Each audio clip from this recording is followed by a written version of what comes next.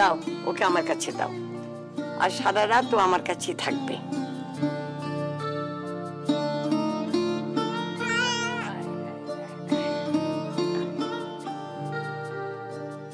মা, তোমার কষ্ট হবে,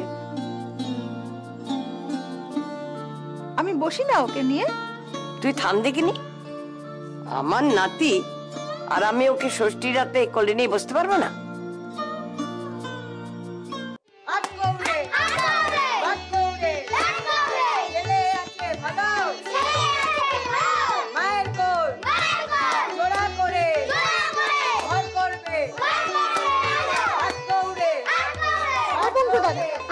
খেতে নেবে গো? দূর, তুই তো মেয়ে, এটা তো ছেলেরা করে। দেখো না ছোট ঠাকুরজি, ওরা কত আনন্দ করছে। মেয়েদের এসব করতে নেই তাও জানো না? বাচ্চাদের করতে আছে।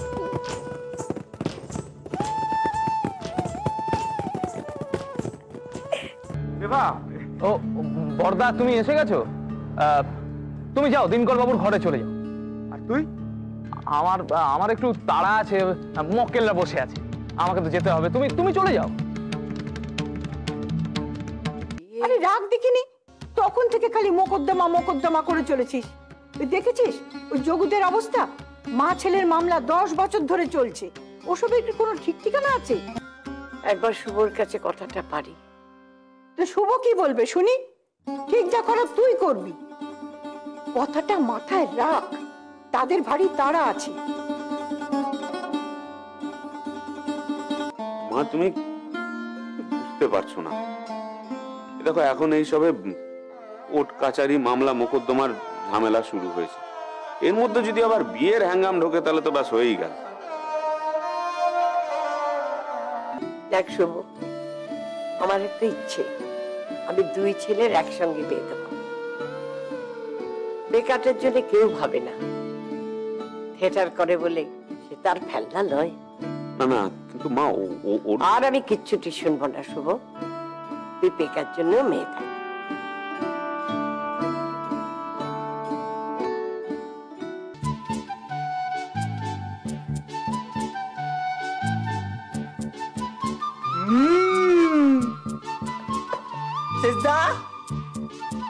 খুব সাজগোজ হচ্ছে।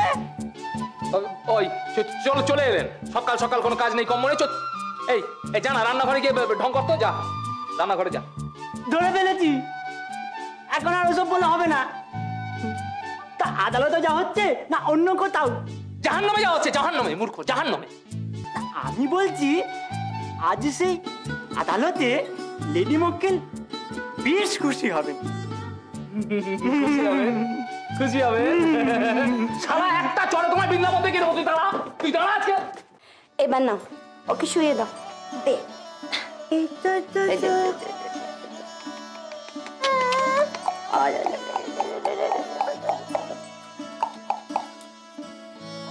তুই এখনো ছোটটি আছিস মেজবউ, যেমনটি এ বাড়িতে এসেছিলি। তা বেশ ভালোই হবে কিন্তু দিদি, এ বাড়িতে তো শুধু গোমরা মুখো লোকেদের ভিড়। কি বলে যাস না, আমি কিচ্ছু বুঝি না বাপু। সে না হয় পারে বুঝু, এখন আমি ওদিকটায় যাই, নইলে আবার ওই গোমরা লোকগুলো বকা খাবো। মেজবউ, মাকে বল না, আমি তো এখন আঁতুর থেকে বেরোতে পারি, আমার এখানে ভালো লাগে না। সে তো বড় ঠাকুরজি বলেইছিল, কিন্তু মা মানা করে দিয়েছেন গো, বলেছেন ষষ্ঠীর দিনই আঁতুর তোলা হবে। আসলে ওনার দেখাশুনো মল্লিকা টেপির। ও, তার মানে আমরা বড় ঠাকুর মল্লিকা টেপির দেখাশোনা করছি না। মেজবউ, তুই জানিস কিছু? কি হলো? সে যা হওয়ার ঠিক হচ্ছে, তুমি থামো তো, এখান থেকে বেরিয়ে না এসে সব ভাবতে বসো। সত্যি 2 দিন শুয়ে আছো, সইছে না? না, এখান থেকে বেরিয়ে তো আবার হেসেলে ছুটবে।